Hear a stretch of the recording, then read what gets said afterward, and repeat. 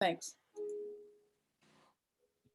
This is just the behind the scenes before we get started. Yeah. Of things we need to do. Where is that? Record, allow. As long as you're recording, it's okay. I'm recording. I don't see where that is. That's okay. You just go for it. That's fine. One less thing for me to. Okay. A couple more people are coming in the room.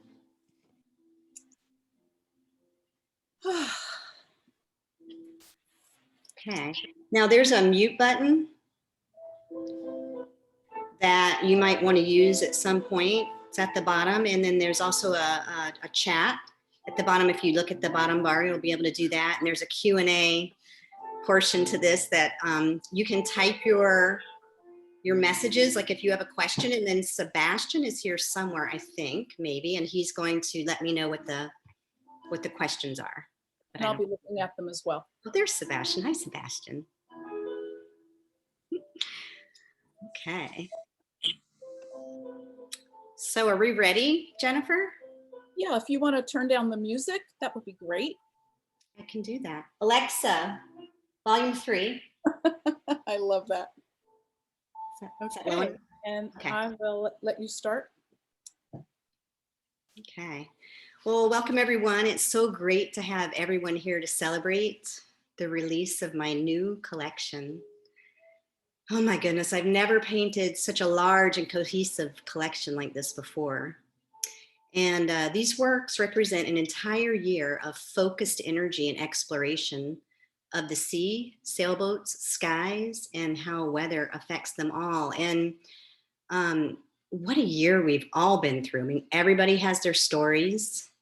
Everyone could probably share something. We're not going to do that tonight, though. But what I did was I was in my gallery, in my studio, and I painted and painted and painted. And what was nice about part of that time was that my boys were here with me. So I had both Nikolai and Sebastian home.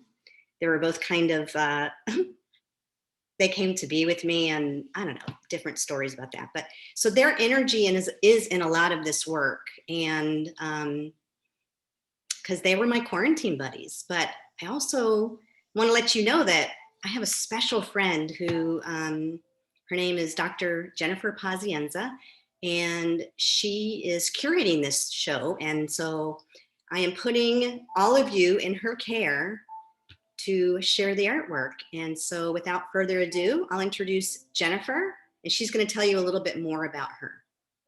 Great. Welcome, Jennifer. And then we'll go to the gallery, I promise. I promise. I'm in charge of the controls tonight. So Caroline, thank you. It's so great to have you all here. And I see Wendy, you just lifted a beer bottle. Wendy, was that a beer bottle? Okay, so the first thing we have to do, grab whatever you have nearby, depending on your time of day, a mug of tea, a cup of coffee, a bottle of beer, a glass of wine, whatever it is. And please join me in toasting Caroline Karp and the opening of Sails, Souls, and Sparkles. And if you can't see, we're sparkling this evening. I have my sparkly jacket and my sparkly earrings. Vicki, I see you have sparkles around your neck. And if anybody knows my parents and how to get in touch with them, see if they can get on, because they might be having some Zoom difficulties. Okay, so with that, I'm going to take share screen. And I'll go up here and open this up. And I'm going to assume, and Caroline, you can let me know that we're seeing the gallery. Are you also seeing all of these faces in the way here?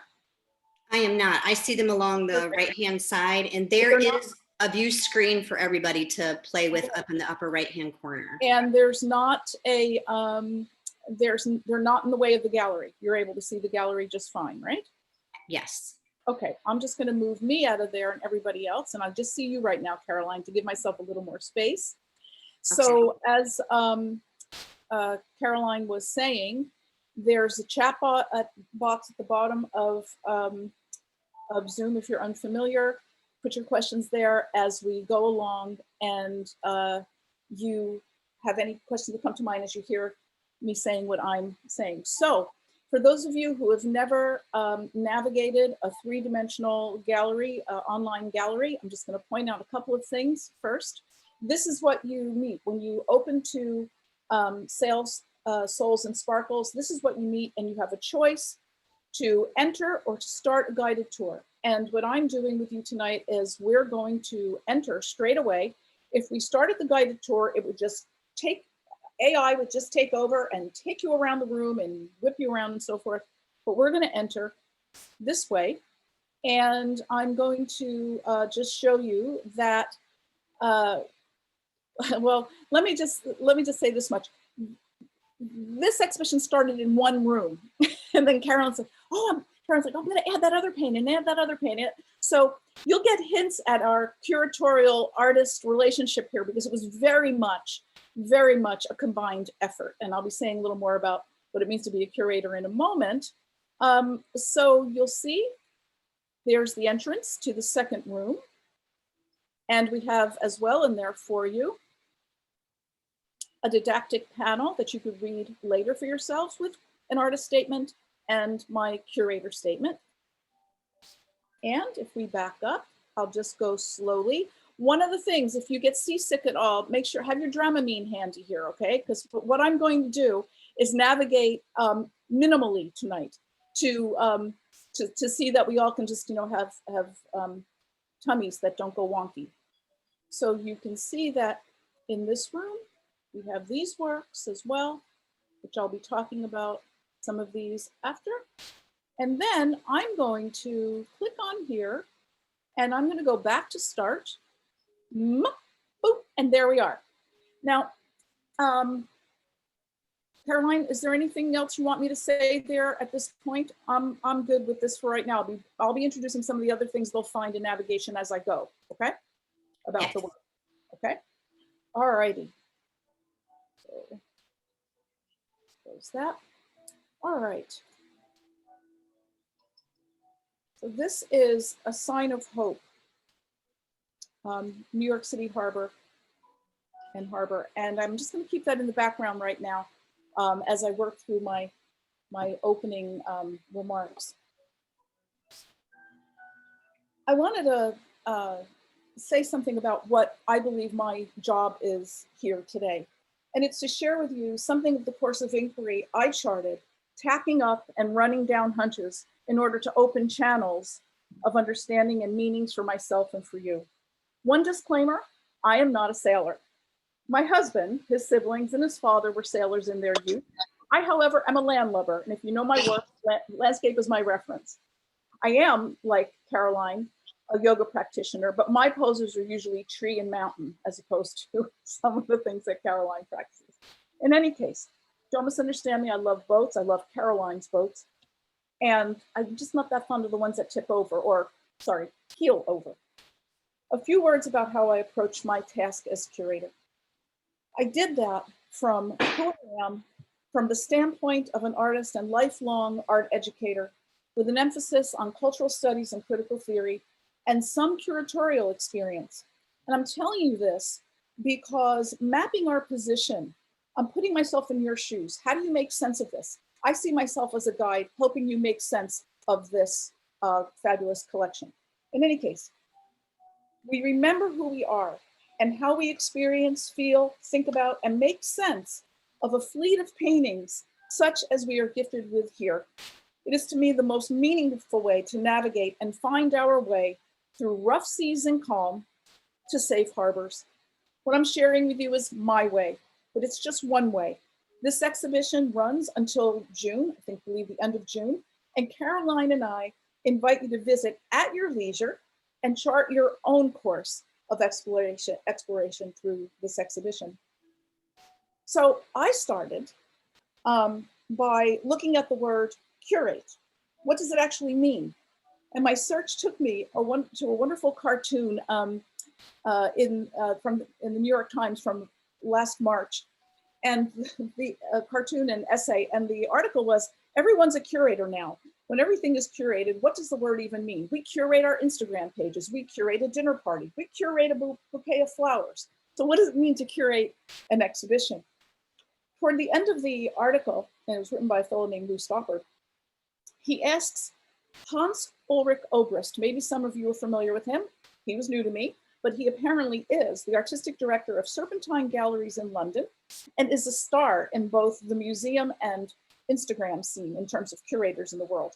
So the author asked about his book, Ways of Curating, and how it had any influence on reconceptualizing what curatorial work is, and how it may have contributed to this newfound popularity that curating has. And he said to him, he said, well, you know, curating does have C-U-R at the beginning of the word, C-U-R, associated with curiosity, and personally I like that. He says, I believe curiosity is why I'm a curator. It's the desire to want to know, to connect what we know. And like him, he sees curator as a catalyst, generator, and motivator. And I love this part, a sparring partner, accompanying the artist while they build a show. Now, I don't think we sparred very much, Caroline. I think wrong metaphor. We're into the boats. We're not going to do boxing here. Anyway, but the next part, the idea of creating a bridge to the public. And I'm hoping that my words tonight will be a bridge. And I asked my husband too about sailboats and bridges, because I've been in situations where bridges have to open to let sailboats go under, but I won't go down that road, that metaphoric road.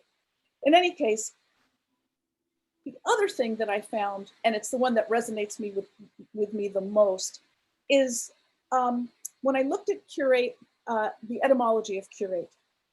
Curate as a verb comes from the Latin curatus, the past participle of curare, which, and I'm probably saying that with an Italian accent, it's probably like curare. Any of the Latin speakers in the room may know better than I, but curare, which means to take care of.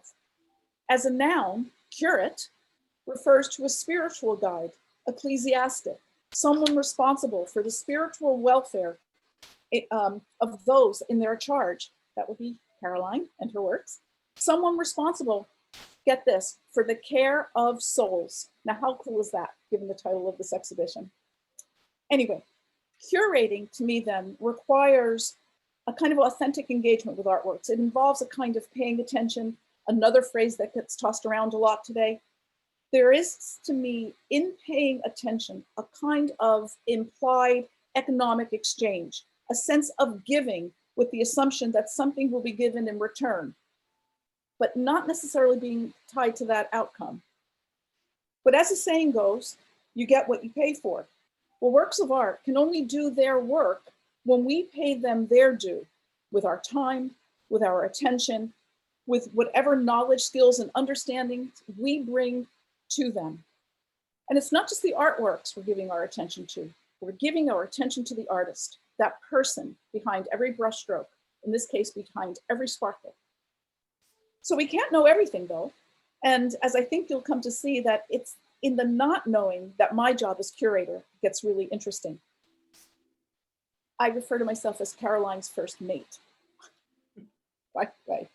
Anyway, so with this idea of paying attention, I also said to my husband, the sailor, so Jerry, is there a connection between paying attention the way I'm using it and paying attention when you're sailing? And I thought his reply was just excellent and spot on.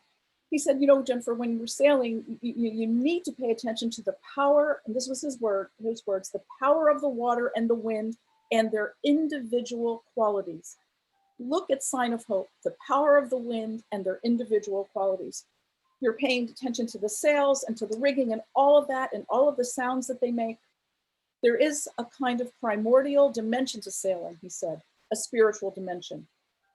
And I think you'll see that it's a significant feature that Sails, Souls, and Sparkles has in no short supply. So as you probably gathered by now, I love wordplay. And I know that words are important to Caroline too. And that's why I have Sign of Hope on the wall here first for you to see. I'm not going to say a lot about this piece because I think Caroline may come back to it. We'll see. But all of those tiny little, let me get my cursor here. Sorry about that. Come on back. There we go.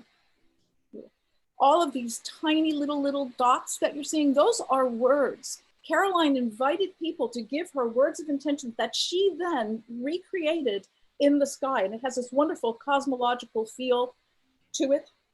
So words are important to Caroline. They're important to me too. So with that, I decided, okay, I have to begin somewhere. I'm going to begin my journey into solving some of the mysteries in this series by looking at the title words, sails, souls, and sparkles, in the context of what it is I've come to know about Caroline. Now, we only met about a year ago, December, November. And we know each other online. We've never met, haven't been in the pleasure to be in each other's actual face-to-face company, but in a situation like this, we feel like we're in each other's lives quite a lot when we can meet like this. Now, as I said, I know that she's a practicing yogi and that her studio and yoga practice are extensions of each other. They are interdependent, each informing the other.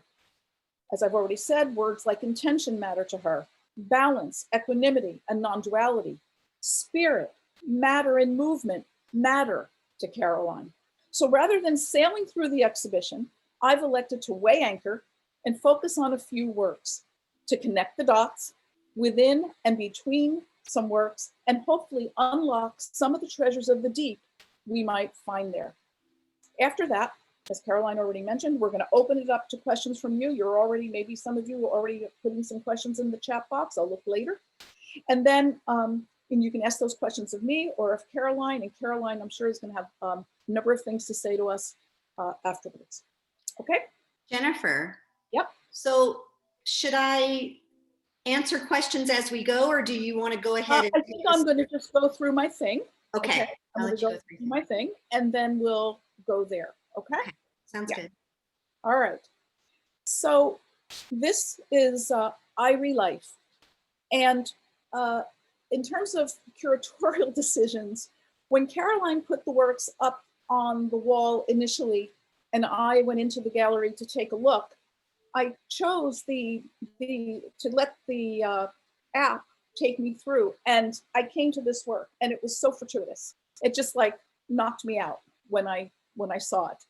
And so I'm going to begin here. It's the sails that really got my attention. And Caroline achieves the shape of the sails by tearing pieces of tissue paper. In this case, we can see the black tissue paper beneath, outlining the weather-beaten canvas sails. And that got me thinking about how it is she landed on using tissue paper. And then I remembered something else I know about Caroline that maybe you all know too. That is, she teaches art to young children. Tissue paper is a staple in her studio. I don't have tissue paper in my studio. I have tissue paper in with my, gift wrapping things. Interesting too, because these are like gifts. Caroline often talks about painting with her hands, and we'll see more indications of that as we go along. And I could just imagine as she was putting that tissue paper on skin cells embedded in the tissue paper, so her actual body being embedded in this work. One of the really cool things while I'm here about this program is if you go over here and you see that I for information, you can read some things that Caroline said. And by the way, I looked at the work first and then and haven't really looked at very much of what Caroline has had to say. But what's cool about this is I can click on the title, that underlying title, just hang on, it'll take a second. And I come to her website. So where in Kunstmatrix, we can't see fine details, because she has this link to her website like this, look, I can look really closely at those sails. Look at those wrinkles. Look at that. Isn't that something? I can really get a sense of the texture. It's just fantastic. And so I thought too about these particular sails. And let me just go back here if I may. We just have the painting. And what came to mind when I was looking at these leather-like, I couldn't decide if it was like leathery, skin-like, or even like burnished copper because of the greens and coppery colors when I looked up close. They act like an armor to me against the elements, which are all present in Ivory Life. Earth, water, fire, air, and space. I mean, look, right? For a yogi, the elements provide ways to understanding the laws of nature in order to attain greater health, power, knowledge, wisdom, and happiness, all things I know Caroline is concerned with. Theoretically, this understanding arises out of a deep intuition of how the universe operates, and she talks about her work being intuitive. how the universe operates. This arising out of the deep is what Caroline recreates in her art practice. What has floated to the surface is what we're asked to consider here in this exhibition. Meditations on what it means to be a human being in a sea of uncertainties. Now, what interests me too is that we can't see who's sailing this boat. Look closely, you can't really see a person or persons, which led me to ask, who are the souls aboard this boat, aboard this vessel? Well, there's another word for you, vessel, with its associations to what is traditionally understood to symbolize the sacred feminine in boats and bodies. In Ivory Life, and consistently throughout the show, we will see how Caroline's works are examples of embodied knowing. The sailboat is so assertive. I'm just so struck by the in-your-faceness of the sailboat. And I wonder to myself, is Ivory Life a portrait of a single soul or a single life? Does the boat is named Little Star. You can see here, Little Star on the boat. And it's adorned with little stars like tattoos around the edges. And what about that spiral at the top that mimics the spirals up in the sky? Or are we asked to look at the reflection below, right? Are we asked, as the reflected sails in the water seem to suggest, to think about how it is we see ourselves in Ivory Life? There's such tension between the foreground and the background. And it seems that, to me, that something significant has happened or is about to happen, some development. But what it is exactly, I can't be sure.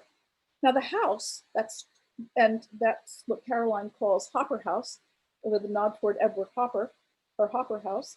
The house and the landmass and the sky and the fire, you know, red at night, sailor's delight, red in morning, sailor's forewarning. In all of it, there is this sense of imminence, something about to happen, maybe even transience.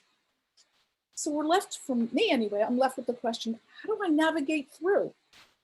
And I think the answer is in the sparkles. A close read of the sparkles may bring light, shed light on this. So reflecting on the word, I decided that sparkle is a spark with agency.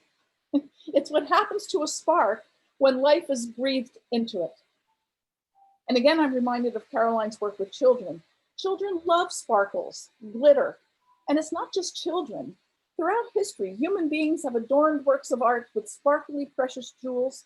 In recent memory, think of Damien Hirst's For the Love of God, his skull covered, sculptures covered with diamonds. Now close to home, and she's with us tonight, my dear friend, contemporary New Brunswick artist Vicki Lentz, can and has worked magic, aesthetic magic, with sparkles of all kinds in her work. And let's not forget a range of other beings, birds, animals. I even found glitterfish when I looked up sparkles. Glitterfish, crustaceans also bling their bodies and their homes. But still, I get a glimmer that there's more to Caroline's sparkles than mere decoration. And that sparked a memory. And I made the connection back to an experience I had in 2015. I gave a paper, a closing plenary session at a conference called Art and Psyche to an international group of Jungians. There were artists of all sorts, therapists and scholars. Everyone was presenting on all things Jungian. But what was interesting for me was the call for proposal presentations. It included a call for sparks. I had never encountered that in my life. A spark of an idea. Usually as an academic, in my background, you have to have the full thing done, and you have to have it all tightly together. But this idea that it was a spark, and I thought, well, what do they mean? And what they meant was something that's understood as productive tension, a place of productive tension.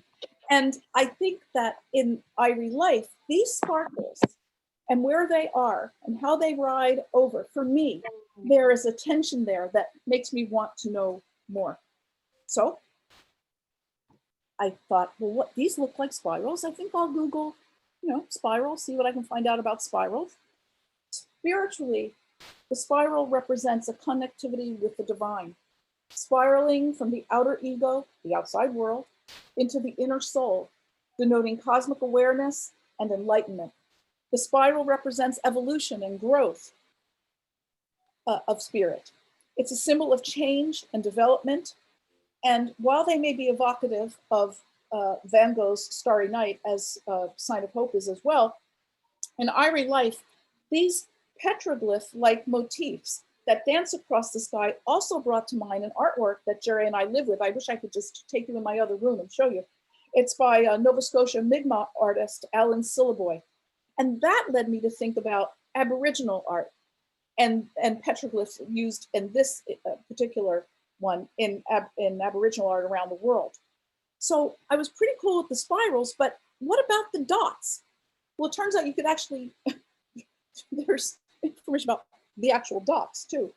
And it turns out that, of course, the spirals, not surprisingly, refer to stars, but the dots are actually called sparks.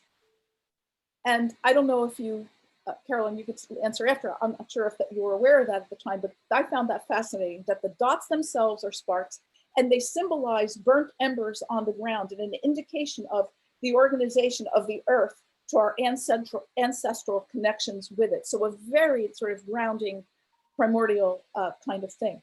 And Ivory Life is organized, I think, for us to consider that very relationship with the little star as the conduit. Ivory Life may be a portrait of an individual soul sailing home, whether that home is on earth or in the heavens. However, it transcends the particular to include us all.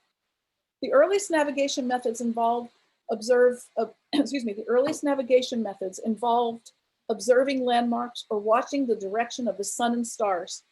Few ancient sailors ventured out into the open sea. Instead, they sailed, as this unknown sailor seems to be doing in Ivory Life, within sight of land in order to navigate. When that was impossible, ancient sailors watched the constellations to mark their position. I think these sparkles connect us to centuries of sailors for whom the stars were a means of navigation, and Ivory Life asks us to do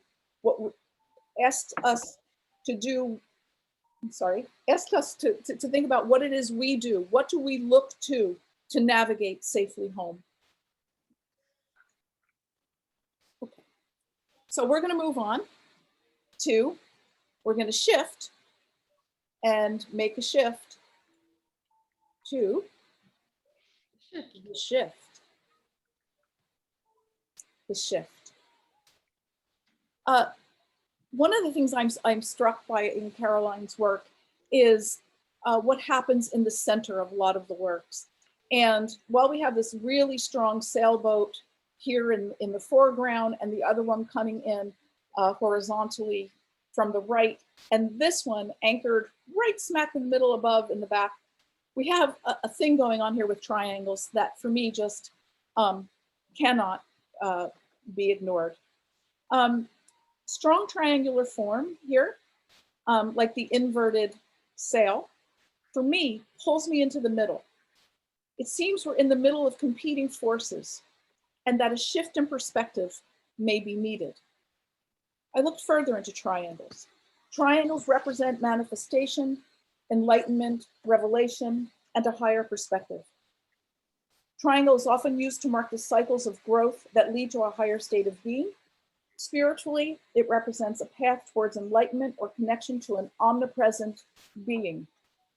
Triangles have been used as a symbol to communicate hidden messages for thousands of years. And depending on where you look and the messages you need in order to move through life lessons, a triangle can have different meaning for you.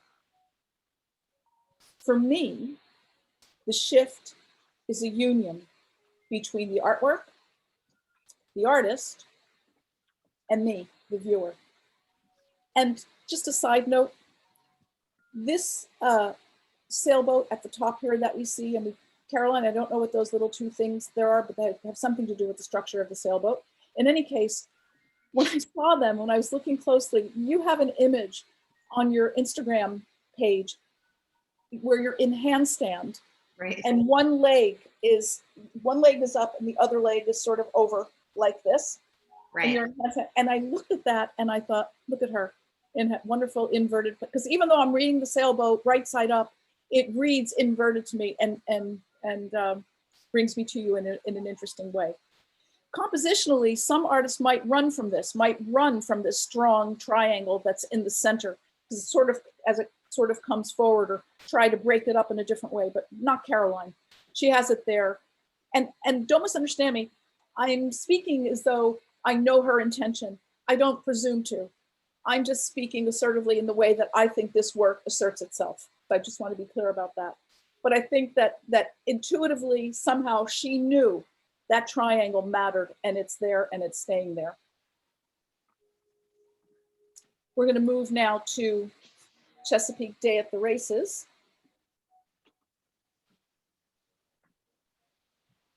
Just next door here.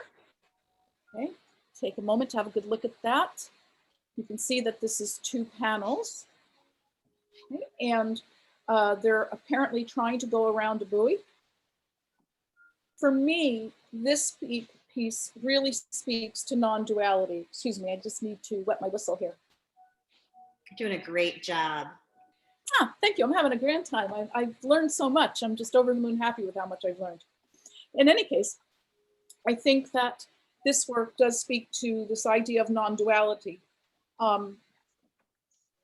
Not against 2, but just that it's 2 pieces, but it's still 1, is what we're meaning here. And if you look, like the left side, you cover and look at the left side, it's like the shadow side. And then the right side with the sun or moon or whatever is brighter. And it's also interesting to me that all of the humans that I can see are on this boat, like gathered together as if something is about to happen that is dangerous and requires, great skill. Again, the triangles, right? Energetically, triangles direct energy and power in the direction which they point.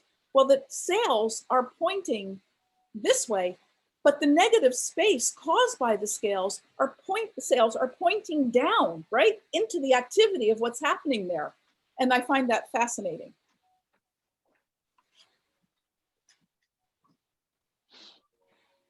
And if you notice, we begin to see her sparkles in the water here.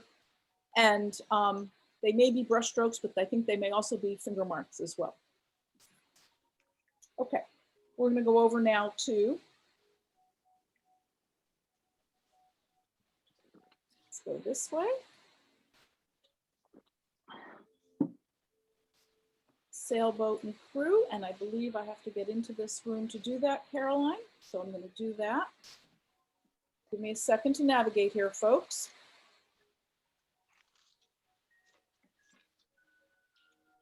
Go slowly so I don't get you too dizzy. There we go. Nope. Yep, there we go. Let's bring her in. There. Whoa. This is an award-winning painting for Caroline. Sailboat and Crew in Rough Sea. Like Chesapeake Day at the Races, where I began to talk about duality and non-duality in the 2 pieces, here again we have an example of non-duality, but in a single frame.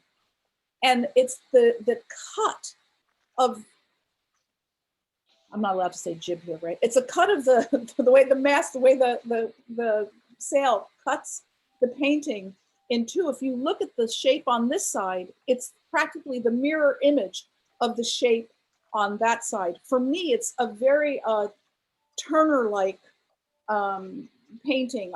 Turner's Dutch Boats in a Gale come to mind for me when I look at this. And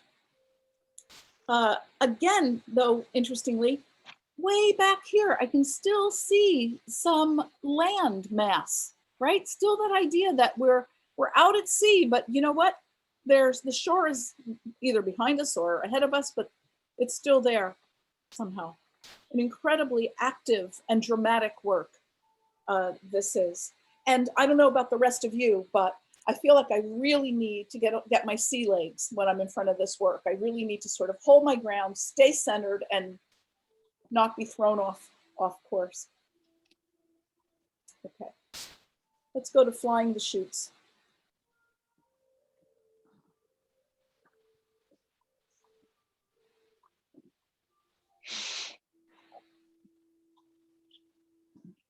Okay. When Caroline and I were talking about this work,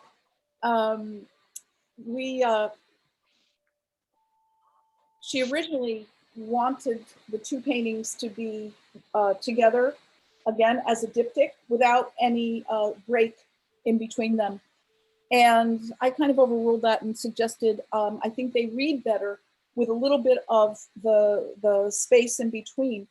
And what I'm suggesting there is that this gap, if you look, is this, by the way, this information here where it says, is that in your view, where it says exit detail, where it says, is that in the view of the artwork? Yeah. Caroline? Yes. It is. Let me just do this. There, that's okay. We can still see that well enough like that. Okay. So in looking at these, of course, I see sails and I'm imagining souls, and I see the sparkles on the water made with her fingers. In an interview with Sergio Gomez the other day, Caroline was doing this, and I was reminded of the movement in her and the movement in the work. But what interests me is what happened when we separated these works. This gap between them almost makes us look at them left and right and right and left, back and forth. The gap is a catalyst for us that actually joins the paintings more so than when they're absolutely joined and don't quite exactly match up, don't quite exactly separated. They function a little bit better. And I absolutely have all kinds of questions. Caroline, perhaps you can answer them later, about this particular boat and its coloration compared to these. But I'll leave that right now. All righty. So now what I need to do is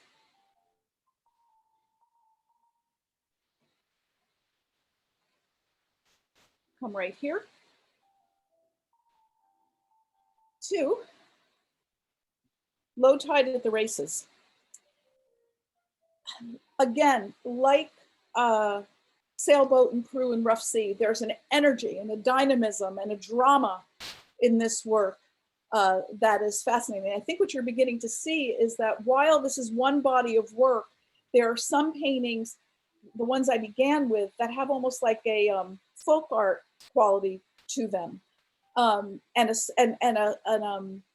another way of narrating the experience. In these works, there's the drama of the sky and the sea and the sails. And again, compositionally, well, I couldn't help it. I counted the sailboats, and it turns out there are 12 of them. And then I looked at how the composition is divided, because I'm thinking duality, non-duality, and how Carol works. And I can see that it cuts right through center, horizontally and vertically. And then I had the audacity to ask Caroline what her religious orientation was, like what her, I mean, not that it absolutely matters. And it's not like an artist sits out to say, well, I'm going to make a comment on my experience of X, Y, and Z. Well, then I learned that Caroline grew up in a household that was both Catholic and Jewish. And for me, there are connotations in terms of these 12 disciple-like sailboats and the cross factor and the light, of course, for both. And then put on top of that, Caroline being a yogi and a sailor, and you get a whole whack of other information in order to enjoy this work. But I'm really quite taken with not the obvious sparkles of some of the other ones, but the sparkle of this on the horizon, that sparkle just in there, ever so lovely, taking us there, moving these.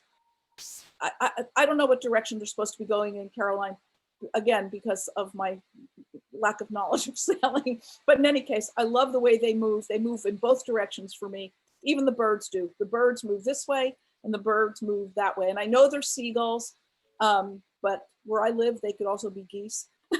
I'm just kidding.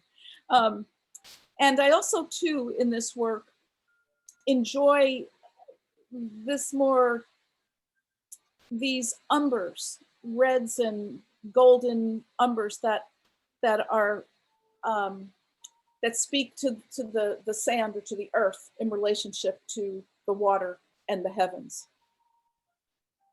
Okay, and now I'm just going to go to,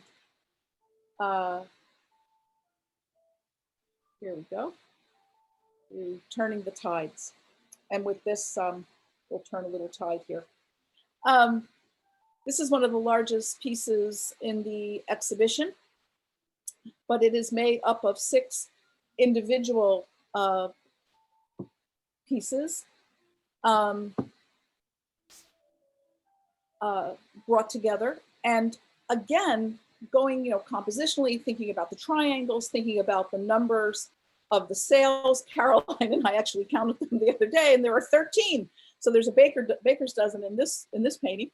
But again, we have the sparkles, and the sails are sails, and they read like souls. They have this wonderful human quality bobbing there on the water. And the other thing about this one for me is when we cut this, you can almost have them as 6 individual paintings, but you could also have them as 2 long horizontals with the top 3 and the bottom 3. And brought together, the bottom 3 imply a kind of landmass, a kind of grounding for me in this painting, with the top 3 reaching more heavenly. And there's that tension again between ground and sea and sky for me in Turning the Tides. Okay, so I'm going to conclude now with, I'm going to get there. See if I can remember how to get there without making you all dizzy. I think it is, yes, it is. Okay, hang on. I'm going to do it an easier way. There we go. Hang on. Woo, there we go. See what I mean about needing some Dramamine? Okay. This is a work titled Fairwinds on the Sea, which I've come to learn is a toast that you can give. So Caroline, Fairwinds on the Sea. I love this painting. Again, I love how Caroline plays with the center of the works, just not fearless in terms of where she places her sailboats. This one moves over center, and you get a sense that this is as important as these are. But I just want to conclude by saying something about sailboats. Sailboats symbolize journey and adventure. And this is exactly what this experience has been for me, a journey and an adventure. They're also associated with being carried along by the breath of life, which is why I chose this, as its primary form of momentum is gained through the wind in its sails. And Caroline, to me, has done just that in this collection of mixed media paintings that breathe her love of the sea, sailing, and the tensions between transience and impermanence. Throughout these works, Caroline deftly borrows from a range of art historical traditions: Impressionism, Post-Impressionism, Expressionism, Aboriginal motifs, folk art, but she's not moored to any particular one.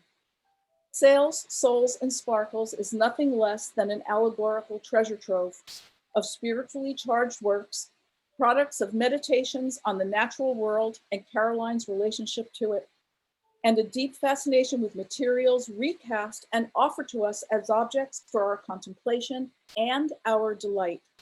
And I thank her for it. Thank you, Jennifer.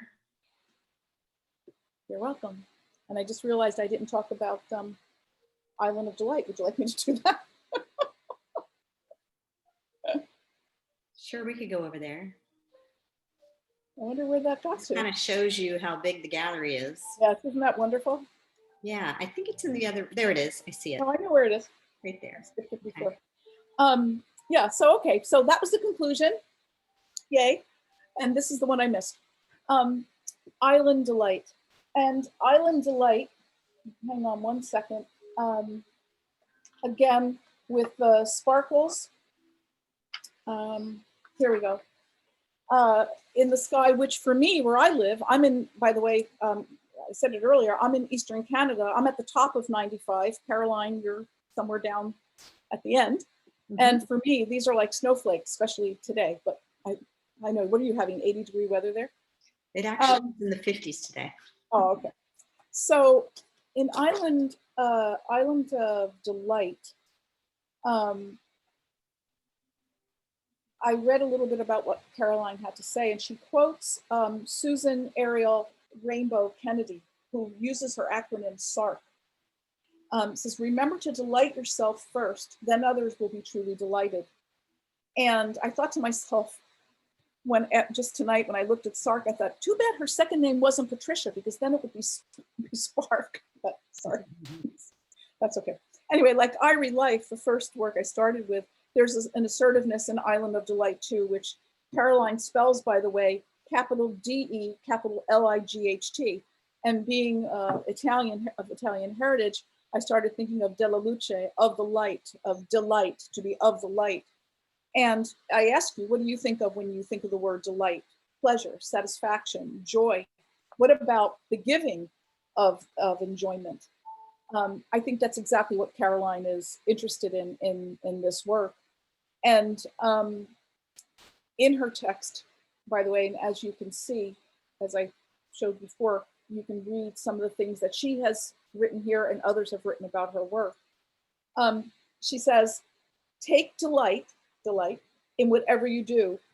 And it's as if, when I read this, like, it's as if I'm being given this, quite literally, to take into myself and go away with it and carry it with me into my life. A yogic reading of delight could tell us that when craving is not met, beings suffer disappointment and frustration. They may even get angry or become jealous of others. I wondered, are the boats in the foreground envious of those sailing in the distance? Or are those in the distance apparently closer to the to shore? Are they trying to catch up with those in the foreground?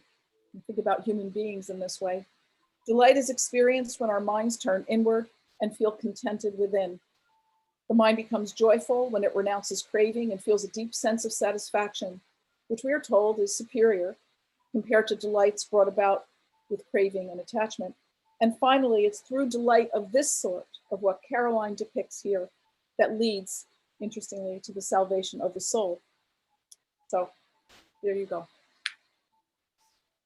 Now I'm Bravo. that was my encore. You didn't ask for it, but that was my encore. All right, I'm going to get us back to the beginning of the. And I'm wondering if anybody has questions. I did note a couple of questions that I read, and Sebastian can maybe tell me if I've got them. But Elaine asked, she wanted to know the story behind A Sign of Hope. Look at the line and you can Which is right there. So if you click on the website thing, we can go in a little bit closer.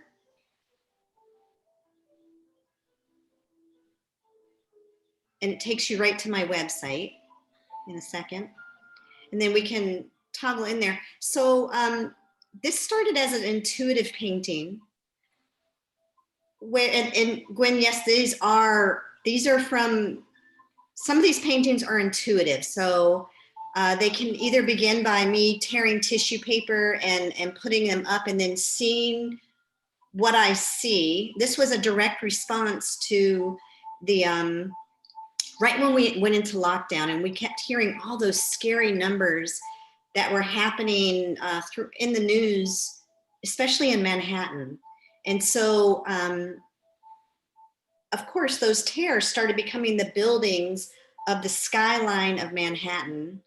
And the words in the sky started off as just like a tabulation of the numbers. You remember how we just kept hearing all the numbers that were going on in the world? Like, and they were just these giant numbers. And Nikolai was there, my son, who is here tonight, but he was there, right? So I was at the heighten of alert, of feeling, very scared. So I started to paint. And there used to be a helicopter in this, which is a whole nother story.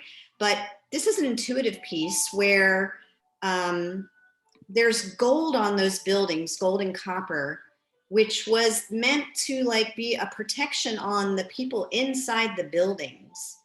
And you can see the New York harbor, in the harbor, that is the day that the USS Comfort came in. Like it was supposed to be this hospital on the water that, because the hospitals were so full, this was the floating hospital that the patients were going to be taken to, right?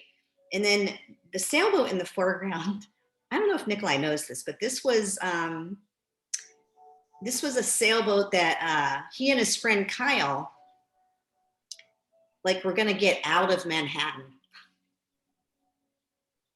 And they did.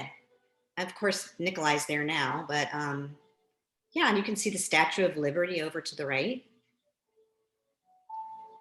So I don't know if that answers your questions. And then written in the sky, I decided to stop focusing on the numbers. And then I asked people for what signs of hope did they see in the world, right? And so it's just like writing in there. Just, it's actually probably a historical document at this point, because you know, it even talks about Biden being elected president up in there. So, and also, I think when my parents got their vaccinations, I think that's written in there. So it's kind of a historical document at this point. So anyways, let's see, another question I see is, uh-oh, can you take us back to the gallery? Yeah, 1 minute. I just want to move something for myself over, if that's okay. Hi, everybody.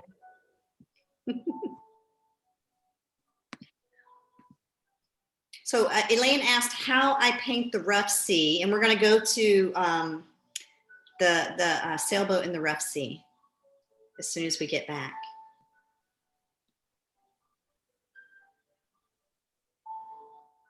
And if you guys have questions, put them in the chat. I'm pretty much able to see that and keep track.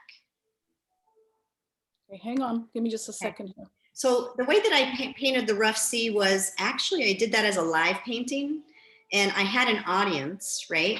And Elaine asked if there are layers of paint, and no, not really. I mean, I'm a pretty intentional painter. And there are no layers of tissue paper under that. That one is one of my more dramatic There we go.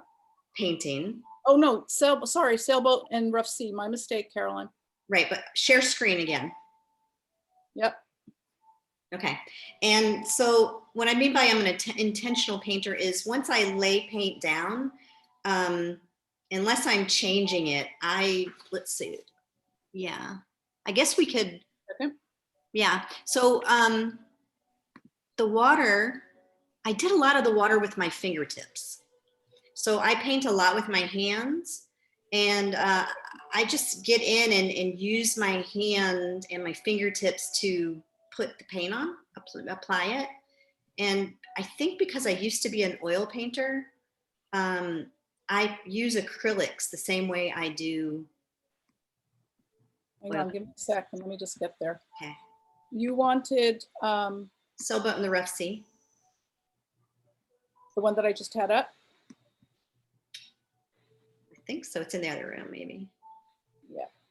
Okay, I want to see if there's any more questions. Yeah. Angela would love to hear about all of them. Okay, hold on. Choose one.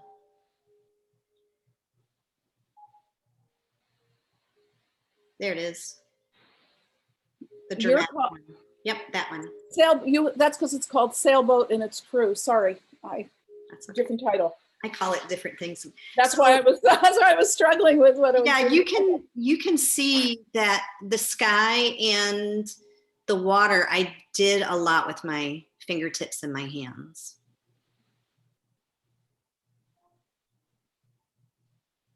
Okay. If we could go to, I'm looking at it on my wall right now. If we could go to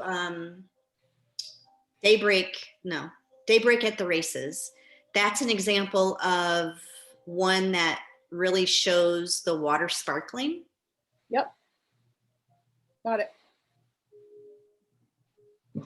Yeah, there it is. So that also, the sparkle and the glimmer in the water also, I do a lot of painting with my hands. And what I really love about this one is the sky, because those are with washes of color, more than like a thick layer of color. Those are watered down washes. Is the white the canvas or the paint? It's the paint. So on this particular sailboat, that's a really nice, thick, luxurious white paint that I love. And it's like spreading, it's almost thicker than toothpaste, that white paint, but that's what makes it so opaque. And Angela's sister wants to know about why I picked the theme of the sea and boats. It's lovely. So that brings me to my question of why sailboats? Because I think that's the same. Yeah. So initially, the sailboats were about simple color, shape, and form, because I'm fascinated by that. The cloth of the canvas sail, it can move in so many different ways and directions depending on how they're catching the wind. And the body of the boat itself can change depending on which way it faces. And I've always had a fascination with water. I was a swimmer, used to live by the ocean when I was 2 and under, and would swim at the ocean.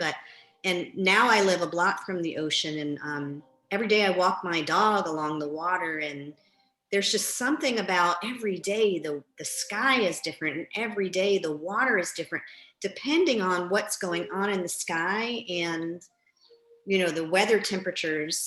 Also in college, I actually did an entire series of gigantic paintings, like, I don't know, as big as that one, of under the water, right? And so what happens under the water when the warm waters meet the cool waters, and that's the blues and the greens. I could do a whole nother show on that. But perspective wise on the boats, the possibilities of which way they're facing and the foreshortening and such is endless. The sailboats, they just add a fascination to it, because you have the boat itself and you have the sails, which can be quite lovely. And then you have the mast, right? And the mast can be the connection between the heavens and the earth. And I think what Jennifer was picking up on, because we didn't talk at length about my work, she kind of gathered what she did from looking at the earth, at the work. And a lot of what she was saying was spot on, of things that I didn't even think about in my work. And that's why it's so nice to have somebody else's perspective. But so just like the sun and the moon, that's what add the sparkles to the water, as well as the sails. They also add the sparkles. So I hope that answers that question. You're going to have to I can't see the questions when I'm doing this. So okay, if there's anything, a question for me, let me know. Okay, let's see. How do you know when a collection is complete? Is it intuitive? Well, that's an interesting question. I think it's when I start wanting to move on. So like the one that's behind me right now, I start painting new things. And the interesting thing is that there are little sailboats in this painting. So I think that they'll continue maybe in a different way, or I'll just keep painting them. I don't know if an artist knows when something is totally complete. And it might be an intuitive thing. The one we're looking at is called To Be Real. And this is an interesting story. This is about, this is layer number 37. So I started painting it when I turned 50, and it was going to be 50 layers of being 50. You can see some of those original layers, the black in particular, pieces, right? We'll go to that. Next, I want to go to Sea of Neutrality when we're done with this. Sure. Okay, so this has a lot of the whimsical and whimsy. It is the Nashville skyline. The part in the center will always stay the same. This painting could be complete. It's been like this for about a year now, but it's got a lot of amazing texture in it. And all 50 layers are documented, or most of them. So can we go to Sea of Neutrality? Does anybody else have any more questions? Let's see. Or did I miss any questions? Hold on, I just need to get out of my own way here for a minute. Thank you, Christina. You're doing great navigating. Doing my best, my darling. Doing my best. Let me just move you out of the way. Remember, my last name means patience in Italian. Pazienza. Didn't you love how I just had that great ending to what I said and then realized I missed it and just went right back? Sometimes, all right, I'm going to go this way to it. I'm going to do it this way, Caroline. Give me a sec. Okay, Elaine asked about how I title things. You know what, it happens in both directions. But a lot of times I step up to the canvas, I don't even really know what I'm going to be painting. And as I'm painting, it can be the music. It can be the music I'm listening to, or it can be something that I see in a painting or something I'm thinking about. So the title doesn't necessarily come first. Sea of Neutrality is in the other room. Yeah, and Sergio asks, oh, Sergio, yeah, he's here. Okay, do I work on multiple pieces simultaneously? Yes, in a way I do. I have many easels also. So I do, and they can be all different sizes also, and from different collections. So this one's called the Sea of Neutrality. If we can zoom in on this one. It's obviously a boat that is at anchor. And of note is the color green, right? If you zoom in on that water, what I really like about this painting is the drips in the paint. You can see them going throughout there. Also, up the mast are representative of the chakras, right? There's 7 of them, and which are energy centers in the body. Those are put on with, they were made by an artist, a local artist here in Tampa. They're blown glass beads. And the only way that you could know that is if you were to see it in person. I don't even know if you can zoom in that close to those. Can you, Jennifer? That's about as close as I can get, Caroline. Yeah, they're really quite fascinating. They're they kind of match the colors also. But you can tell when folks go to do this, when you do this yourselves, folks, and you go to the website like this, from where I'm sitting, I can tell that those are beads. I can see that. Yeah. And then just the hull of the boat also, I don't know, I just love the colors of this one and how the sea is so calm, but there's so much going on in it. There's a lot of activity here. Yeah. A lot of fingerprinting here, Caroline. Oh yeah, you could. Yeah, yeah. Lots of fingerprinting. You could see that. And that's tattooing that you have in the other, on the sails of the other ones along the edge here. It's that same white paint that is just so thick and luxurious. Just, I think I even put it on with my finger and it just spreads so nice and evenly. Okay, where to next, my dear? I am your... Let's see, anybody else have a question? Let's see. Which is my favorite? Oh my gosh. I really like the shift. It's actually sitting right here, right next to me. You can't see it, it's right there. Can we go to the website on this one? Because I think that the website view might be a little bit better. The shift, if you were to go to my YouTube channel, you could see how many stages this painting in the foreground went through to get to this particular perspective, I guess. At one point, that boat held like maybe 20 sailors, right? And this boat certainly does not hold that many. It's a smaller boat, but it's just the way that I had made it that, and then it shifted. Like it's almost like I can see it. I can look at something, and I know this sounds really weird, okay? But I can look at something and I can see it shifting.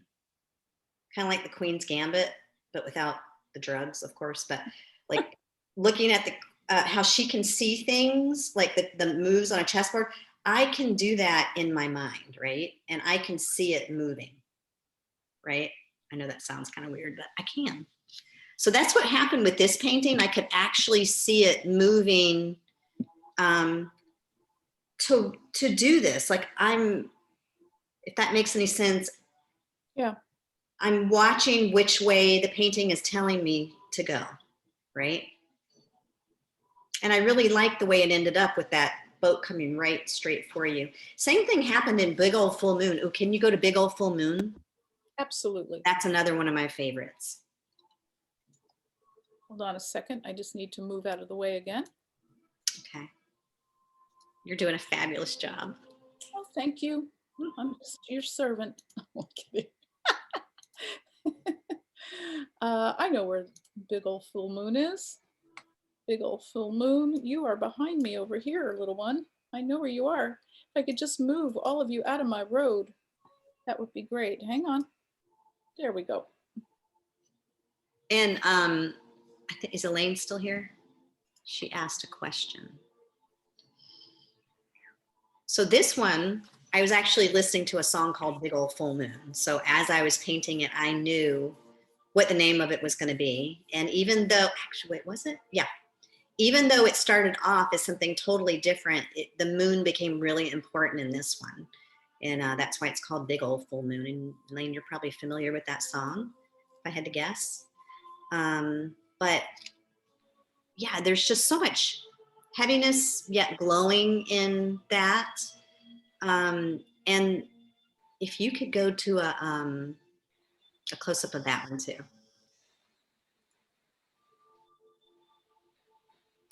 What I really love about it is the drips that happen. I love drips. I don't do it in a lot of my work, but in this series, I really was playing with that. I just want to go in here. When it's small here, it lets me move it around. Yeah. But when I go to the large view, but you can see the drips through here. Here, you can follow my cursor. You can sort of see them.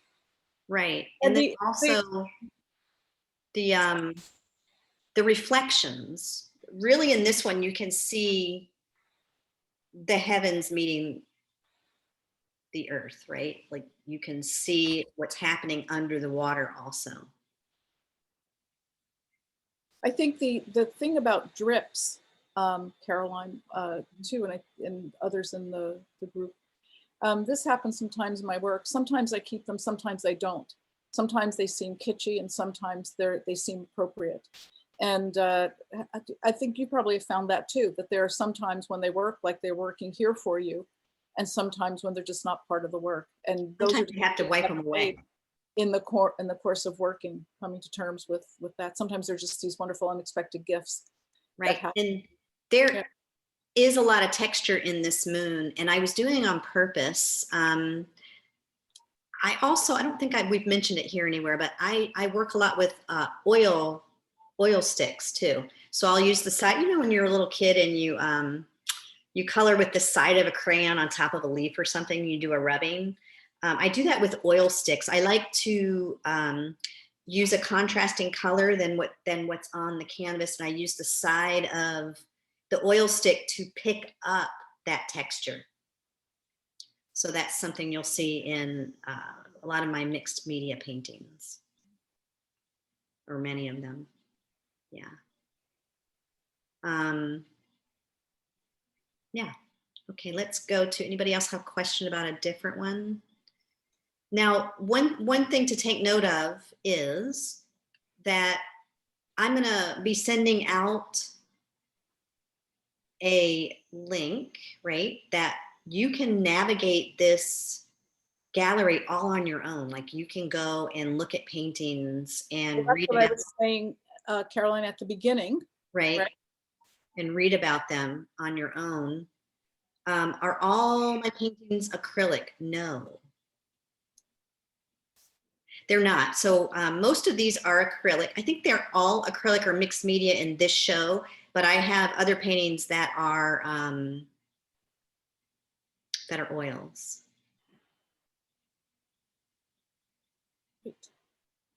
So what, Caroline, what you were interested in letting people know, and we can do it with this one, for example, with Crap of Dawn. Yes. There are your drips and the Drip. sailboat Also, silhouette. in this painting, I use gold leaf. So that's, I wanted something that was, and there's a really nice story with this one as well. So every day when I drive to school over the bridge, or when I drive over the bridge to school, sometimes I can watch the sun coming up for sunrise. And of course I'm looking at the water, and there was this one particular day when, you know, it was a lot of thick fog, right? But then I'm surprised I don't crash my car because I'm half the time looking at the sky as I'm driving, right? But it was just like there was a crack in the sky where the sun started just like breaking through breaking through the thick cloud cover, right? And then but then what you could see the sun rays, and then I don't know, explain how it happens, but then there's a division between, you know, where that thick gold leaf is where I know the sun is up here, but it's illuminating down below, right where it touches the water. So that boat wasn't there, but I put it there, right? It's just, I was just speaking to me. So very rarely am I painting from a photograph. I'm certainly able to paint from a photograph, but most of the time it's from my mind.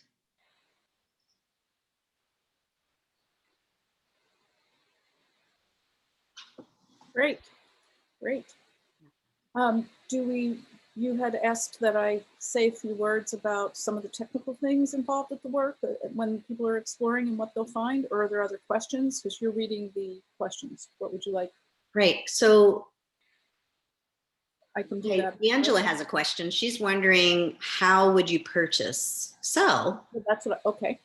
that is part of the technical that when you click on a painting, right? And you go to information. On the underline, But before, Caroline, before you get there, when you click on information, this comes up, tells you the size of the painting, what it's made of, the amount, and whether it's for sale or not. Right? That's the first thing. And one other small technical thing before, because this was in our part of our conversation, you notice that in the room, the paintings appear to have white edges. Right. They're unframed. Caroline's paintings are actually gallery wrapped. The image goes around the sides. This is a product of the way the works are put on in the application here. And I personally chose to keep them this way because I thought they lent a greater three-dimensionality on the wall than putting a frame around them, or because the frame, they aren't framed anyway. And anyway, so we're just, that little caveat, the image actually wraps. So when you're looking at a work and you want to know more about it, you can see over here this eye for information. This is the first bit of information that you get. And then, Caroline, you can click on, right, as we were just doing. So there's actually a couple ways. You can also reach out straight to me and I can set the whole thing up for you. But this is one way if you're here. To navigate to do that. I didn't hear you. What I was saying was they can also just reach out to me. Absolutely. Like message me and I can handle everything from that. What I wanted to mention was shipping is complimentary, and it comes, I package it up at my local little shipping place and it arrives right to your door. So it's actually quite easy for that to happen. I have somebody who's been shipping work for me that's right here in Safety Harbor. So Your question, Angela? Did you have any other question about that, Angela? yeah. Oh, there's Sergio. Hello. Great. Does anyone have any questions for me? For anything else I can say or do for you? Caroline, do you have anything? No. Right. Let's see. That's wonderful. Since you paint intuitively, you have a connection with the buyer. I think that in sense, I do have a connection with the buyer. There's something energetically that when somebody looks at artwork and they are drawn to artwork, I think it speaks to them energetically. I think that's the connection that gets made with the buyer. I think it just happens. And yeah, so that would be the connection. And sometimes somebody might have even have been there when I did the painting, but if you live across the country or in another country, I think that something is drawing you to the work, right? And so in that case, that is a connection. Terrific. Yeah, and Christina says she loves her painting that she ordered off the website. It's one of her favorite paintings. Yeah. And thank you all for coming. I don't want to, I'm so happy that you were here sharing in this virtual gathering. And it was first time I've done a virtual art show like this, but I kind of liked it. It seemed intimate in a way.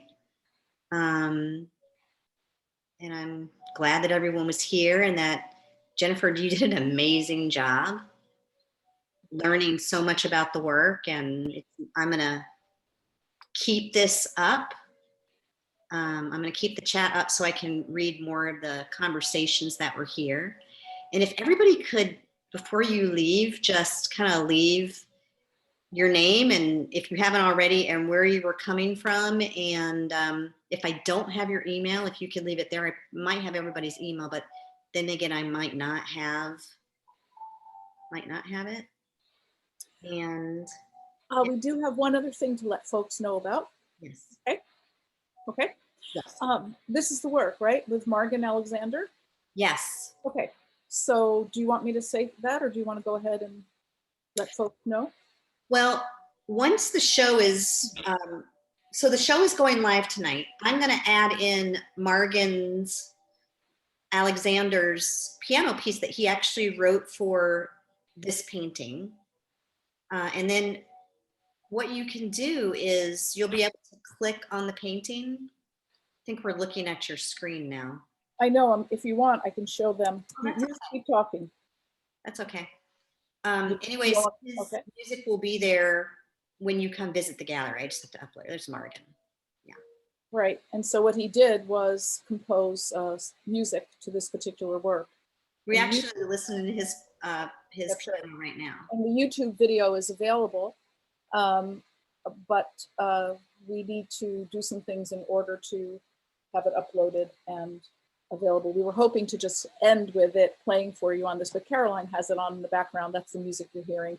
And it's again to Fairwinds on the Sea, which is again appropriate for closing.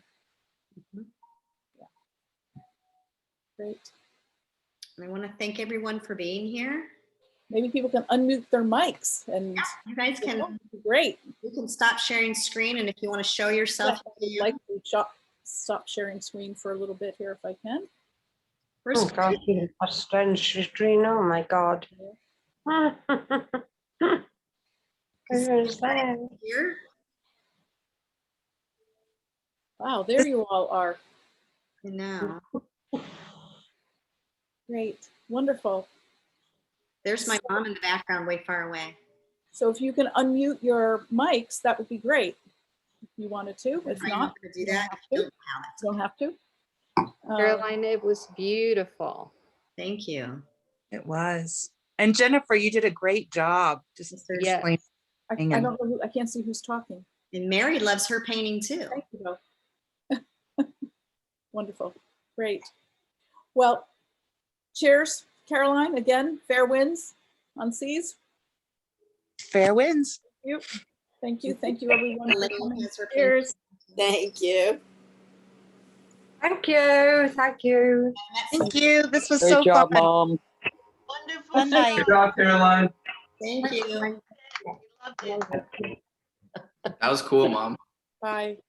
Thank Really you. cool. Voice can stay on. Stay for a bit, I think. Thank you. Joey, New York would love to be on those Christina, ships. we need to Those Zoom. sailboats. We do need to Zoom. Vicky, When? Tomorrow? I've been tapping on you. I don't know. More friends and family. Okay. Bye. This was a lot of fun. Thank you, Caroline. Thank you. Bye-bye. Thank you. I love seeing Grand Jerry's floor. I like the Grand Jerry feet cam. Well, Caroline, I'm going to say goodnight. It's Shit. about 9:30, so I'm going to move along here. Thank you all. The rest of you. It was Thank lovely. you seeing so much, Jennifer. I'm gonna You're welcome. get back in touch with you. Okay, and stop recording. I will. Okay. Because you don't need it.